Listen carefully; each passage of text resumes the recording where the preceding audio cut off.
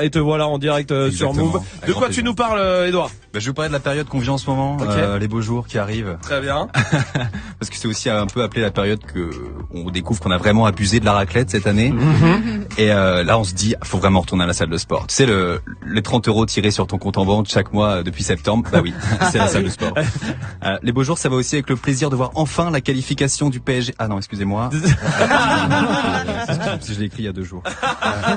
J'oreille. Bon, sinon, moi j'ai trouvé que l'hiver avait été assez cool. Vous trouvez pas cette année? Pas trop froid. Un petit peu trop froid peut-être pour Charles Aznavour et Karl Lagerfeld, c'est vrai. Mais un hiver assez doux. Et l'hiver se termine déjà. Le soleil refait son apparition petit à petit. Les décolletés et autres mini-jupes sont de retour. Malheureusement, les pantacours et les sandalettes aussi.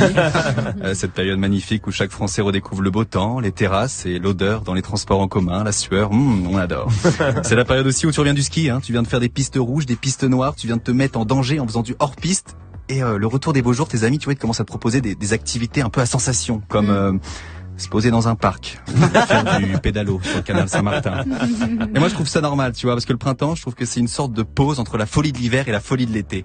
Nous, l'été, les humains, je sais pas ce qu'on a. On a un truc qui déraille dans nos têtes, tu vois. On se lâche complètement. On tombe amoureux d'une personne qu'on connaît depuis 2 jours et qu'on n'oubliera jamais. On aime des personnes, on aime des chansons ridicules comme la SketchUp, la Lambada pour Dirty Swift.